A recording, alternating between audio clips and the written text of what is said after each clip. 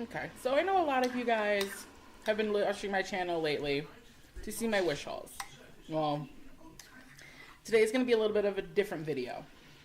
And I'm filling on my computer because it's probably going to end up being a lengthy video, and my phone isn't making lengthy videos right now, and it's really starting to get on my nerves. But here at my house, it's dinner time. So we're going to have a sit-down chat while I'm eating my dinner. I actually made deer stew the other night. If you know me, you know that I'm a country girl, so deer is definitely a staple in this house when I can get my hands on it. Anyway, in my last video, I had made a comment about the acne on my face and the facial hair and things like that. And I had someone ask about it, ask me to make a video on it or go into more depth about my issues. If I'm going to make a video about it, I have to go back. I'm 25 now. I have to go back 9 or 10 years. When I was 15, 16 years old, my mom had started asking questions as to why I had never asked her to pick up pads or tampons. Disclaimer, most men are a little squeamish, and I do have male viewers. This video is going to be a lot about menstrual cycles and women issues, so if that makes you squeamish, you can click off and go find something else to watch. But anyway, my mom was asking why I never had tampons or pads or anything like that on the shopping list. And I told her I don't need them. She's like, well, what do you mean you don't need them? I said, I don't have a period. I don't get a period. So, typical mom, I'm 15, 16 years old. She's a little concerned.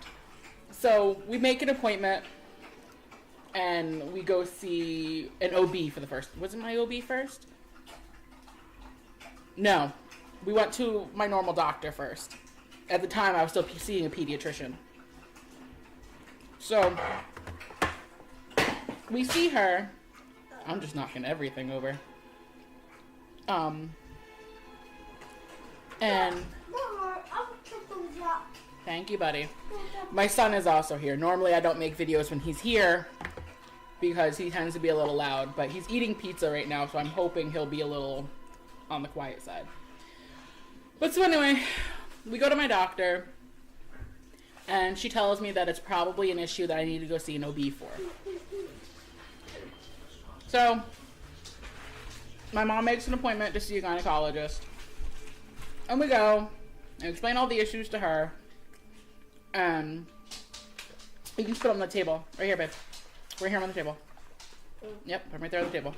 Do you want it over here? Huh? Yeah, that's fine. So she does blood work, and at first it was just blood work. So then, and this is why I don't make videos when he's home, because everything goes slamming.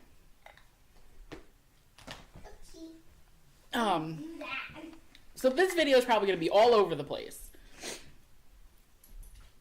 So the OB refers me to go see, and now my dog's over here making noise. I don't remember the name of the doctor I went and saw, like what her title is, the type of doctor. But she was a hormone specialist. So we go there, and she runs a bunch of blood work. And when I go to doctors, the number one thing they tell me is, you're too fat, you need to lose weight. When you lose weight, it'll solve all your problems. So after the blood work came back, she told me that I have a hormone issue. Apparently, my body doesn't create enough estrogen and creates too much testosterone.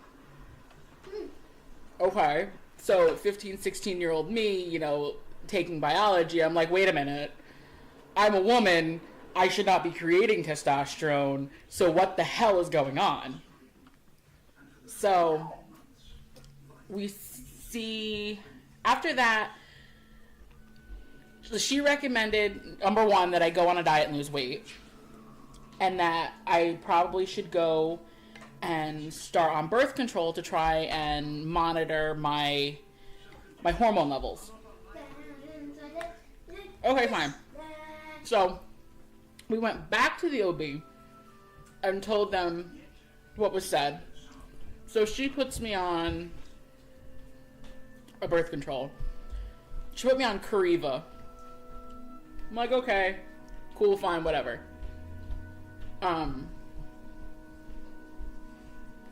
But we noticed that I was still having a bunch of issues, but we're like, we'll give it time, we'll see what happens.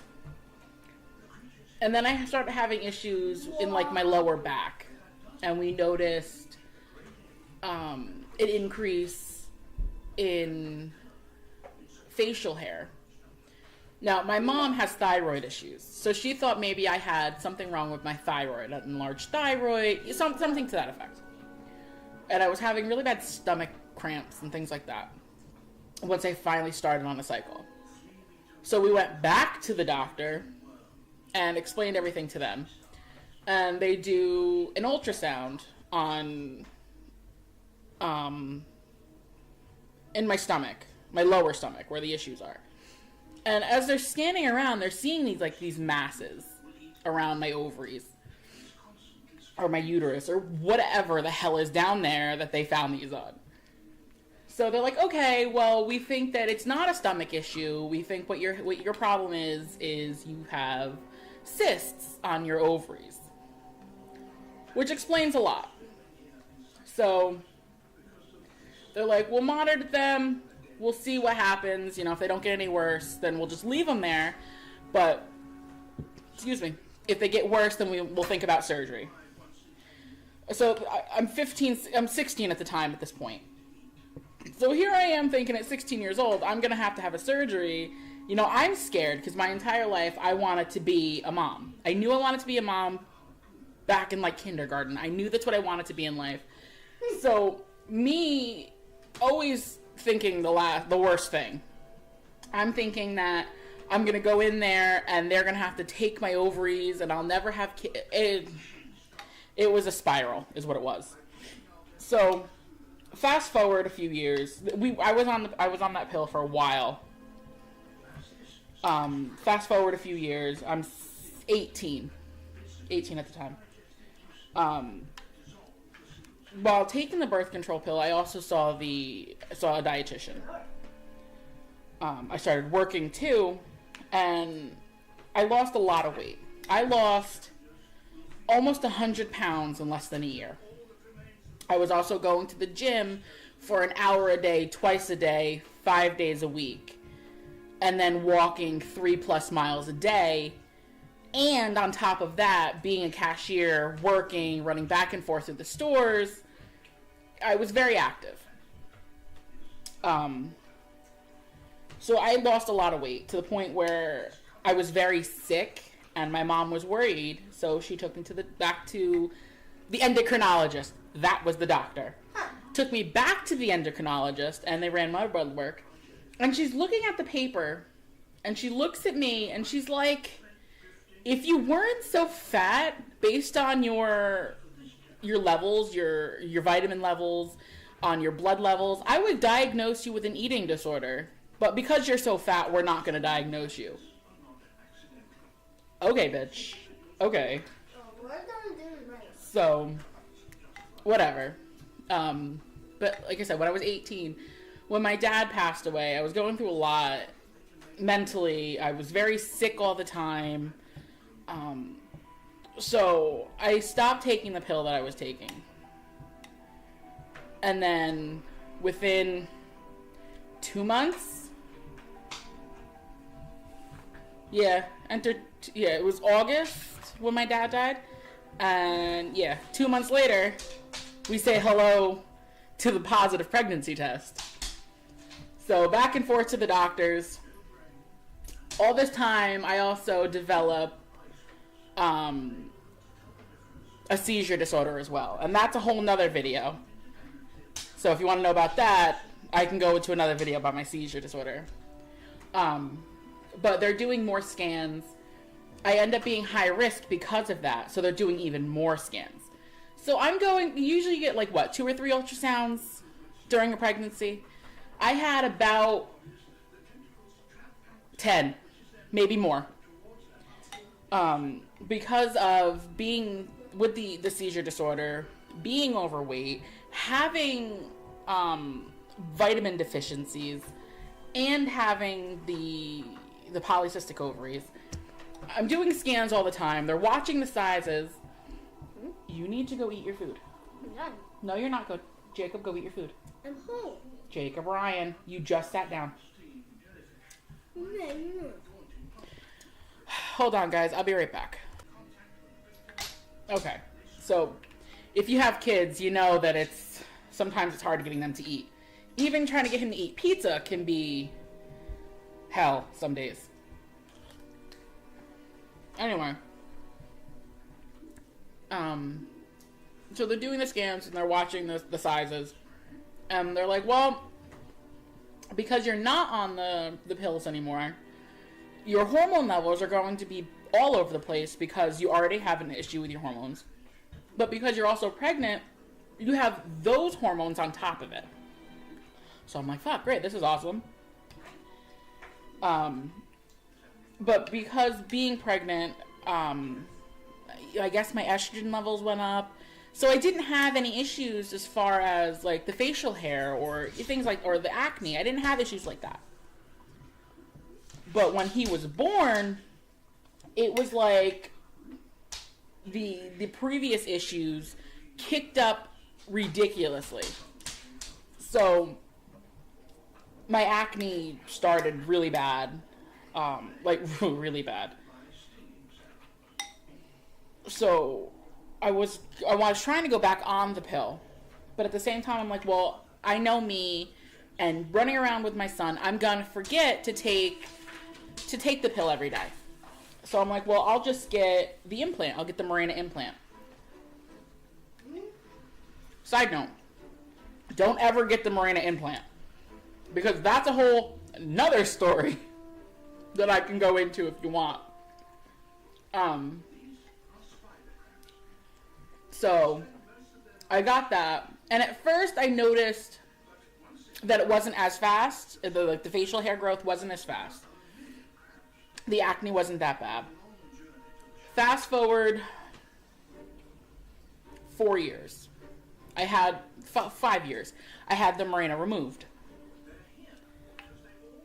And then we're up to about now-ish. About maybe a year ago, when I finally had it removed.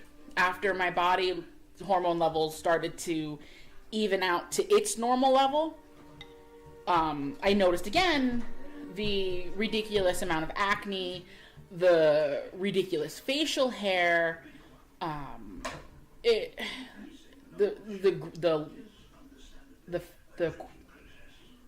I can English very well sometimes. The speed of which hair in general grew on my body, besides, my head, because for some reason that doesn't grow. So that's where I'm at now. I'm seeing the increase to the point where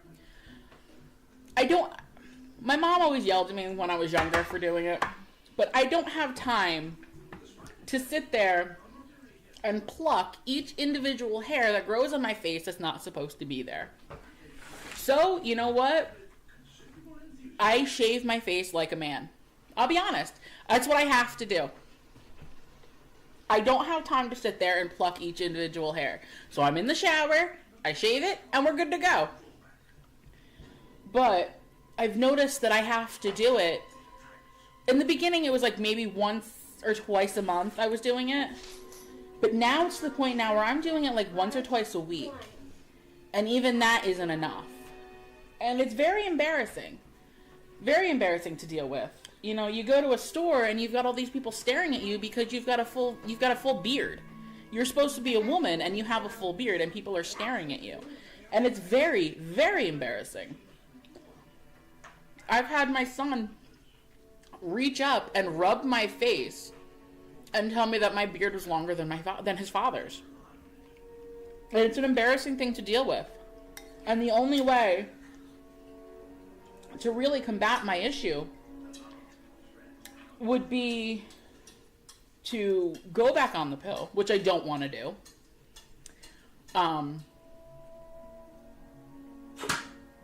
Or if I could afford it, have the electric laser hair removal, which is ridiculously expensive, so that's not an option for me.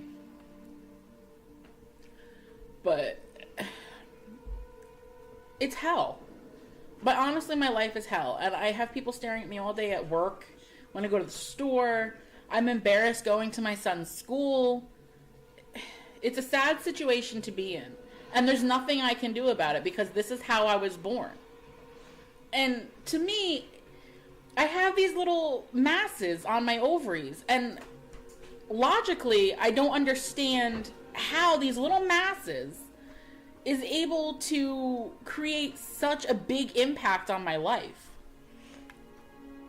And because of the polycystic ovaries as well, it doesn't just cause issues with the hair growth or the not having a period or the length of period. I have gone a month and a half on a period. A month and a half. But then I've also gone 3 months without one. And it's hard to monitor where you're at, like when you're ovulating, things like that. So getting pregnant is another thing that's not easy. Now, I have family that are probably going to watch these videos. At this point, I really don't care. I'm going to be 25 next month. My husband and I work full time. We ask nobody for nothing. We provide for ourselves. So if my family has anything to say, little side note, to my family that watches this video, if you have anything negative to say about what I'm going to say, then you really don't need to be in my life. And that's that. I'm not being cold. I'm being honest with you. But anyway, for a year next week, my husband and I have been trying to have another child. Nothing at all. And most of it is due to my polycystic ovaries. It's probably also in part to the issue I had with Mirena. But, I'm 25 years old, and I have this feeling that I'm going to be infertile because of it. And it's very disheartening. It hurts. It's the one thing I wanted in my life more than anything was to be a mom to a lot of kids. That's what I wanted out of my life. I knew that I was going to have a family early. I knew that since the time I was a kid. Since before I was my son's age, and my son's 5. I knew this. And here I am, 25 years old, and I may not be able to have kids. At 15 years old, because of the issues, I was told that I would probably never have kids.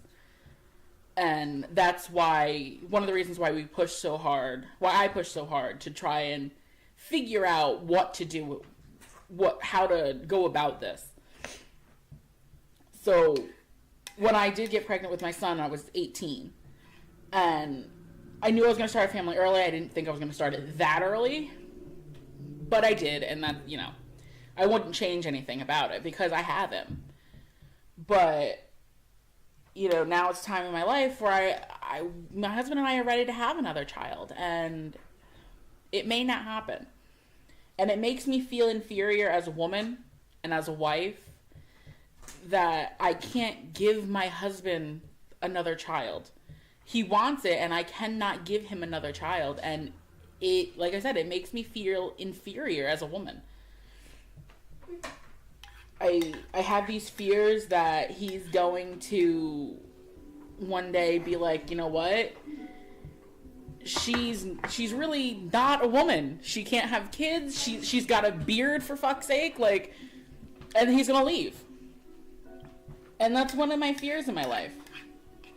Because of a medical diagnosis that I was given at 16 years old. It's hard. And, like, I try, even, like, just try to deal with just the acne. I've tried all the face creams. I've tried all the face washes. Nothing works. Nothing works. I've tried Neutrogena. No. I tried, I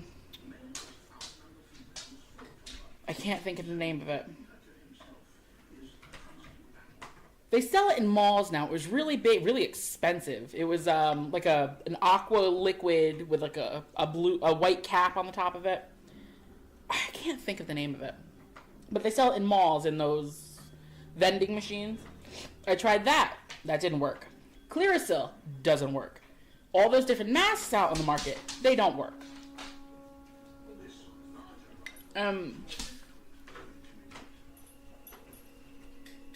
Like I said, it's not for a lack of trying. Because I am trying. But it just doesn't work. But yet, the hair grows everywhere else faster than it's supposed to, except for the hair on my head. I haven't cut my hair in, God,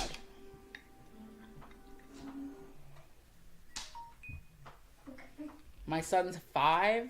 I got it cut a couple days before his first birthday was the last time I got my hair cut. And I cut it about here.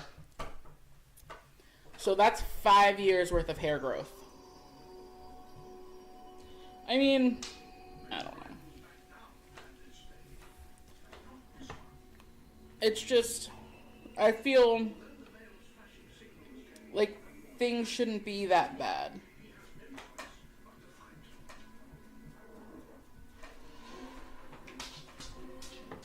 But they are. In order to combat the polycystic ovaries, I have to go back on the pill. Going back on the pill would prevent me from getting pregnant. So it's a catch-22. Like, what do? Do I just keep trying? Because I know it's possible with the disorder to get pregnant. It's possible. But at what cost? You know, like, I've heard stories of people trying until their 40s and then finally getting pregnant again. And I don't want to do that. I want at least, 3 or 4 kids. And when I can't have kids, that late in life. Number one, because I was told when I was younger that I would never have kids. And if some miracle I did have kids, the possibility of me having them diminishes to the point where it's impossible after 30.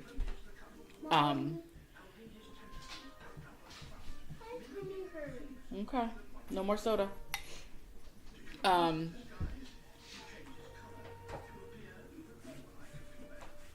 was I?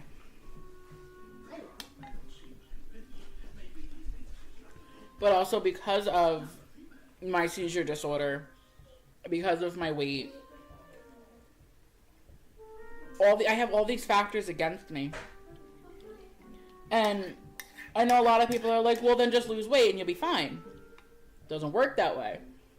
The polycystic ovaries, as well as my thyroid issues, prevent me from losing weight like everyone thinks that I can. Now, you see me eating right now. I don't eat much at all. And I probably eat maybe twice a day. Maybe. I don't eat, and even when I do eat, it's not much at all. Or it's not as bad as people think it is. People look at my thighs and they're like, oh, well, maybe you stopped eating so much takeout food. I really don't eat takeout. I make all of our meals for the most part. It's not very often that we go out or we have takeout. I make our meals. And people are like, well, maybe you should stop frying things. I don't fry things. Bill, don't use so much butter. We don't use butter. Or my sodium levels are all over the place. Well, maybe you should stop using salt. I'm gonna use salt. It's not a lack of trying. It's not us having a bad lifestyle as far as what we're eating. You know, I don't even drink coffee. I drink green tea.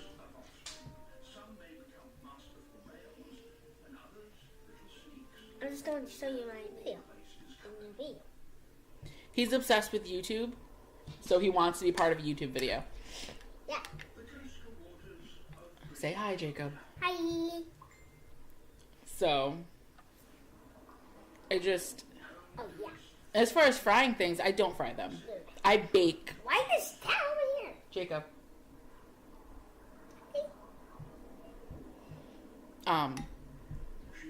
I bake all of our things. I pan sear them with a little bit of vegetable oil or olive oil, not much. We don't eat, you know, bacon. We don't eat, like, pancakes. We don't eat unhealthily at all. We're honestly very healthy. As you can see, like, the size of my son. Stand up. Stand up. Stand up. He eats everything I eat. Let's see if we can get this right. And, you know, he's tiny. There's nothing to him. It's not a lack of nutritional food that's causing the issue. It's not. Honestly, he eats more junk food than everyone else in this house. So, but yeah, this video is a little longer than I had initially planned, but there's a lot involved in my issues. But I do have a couple video ideas so that you guys get to know me as well. I don't want to do just, you know, the wish hauls.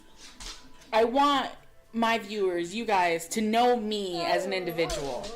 So, you know, I do want to make a video of my Mirena story. I want to make a video about my seizure disorder. I want to, if eventually I do end up getting pregnant, I do want to do a pregnancy journey. I have these videos that you guys can get to know me better. So this video here is just an insight into my life as to what I struggle with day to day. And there's a lot of women out there who do struggle with what I struggle with. And they haven't gone to the doctor, or they don't have the insurance to go to the doctor, or whatever. And there's a lot of people who struggle with the exact same thing that I struggle with. And they're embarrassed with it as well. And if this video does get to you guys and you do see, you're not alone. There are many of us out there, and the statistic that they give us as to how many women have this disorder, it's a lot less, in my opinion. It's a lot less than what it actually is. Sure. I know at least 6 women I talk to daily at my job who have this disorder. Every woman in my family has this disorder to a degree. My one cousin had to actually have cysts removed, and one was the size of a baseball, and the other one was the size of a clementine. I don't remember. This was, years ago. But every woman in my family has this to a degree. So I want you to know that you are not alone. There are a lot of us out there who do continue to have, a normal life that doctors tell us that we may not have. We do have the life. It's a struggle, and it's not the same as everyone else's, but we can have a normal life. So, if you guys want to share your stories, down in the comments, or if you want to send me a message, and tell me what's going on. We could try and talk to each other. You know, I have no problem with that. I want to get to know you guys as I want you to get to know me. So, I mean, like I said, this video isn't my typical video. This is more of a, like I said, a sit down and chat kind of video. So, that's that. I have other, like I said, other video ideas, so if you guys want to know more stories or leave recommendations down in the comments, you know, whatever, you let me know. I really want to get to know you guys as much as I want you to get to know me. So maybe next video will be a wish haul video. Maybe next video will be another sit down video. I don't know what the next video is going to be. I really don't. So, until next time, guys, remember, you're not alone. There's more of us out there, and you always have someone. You can always find someone who has been there, is going through it, who went through it, will go through it.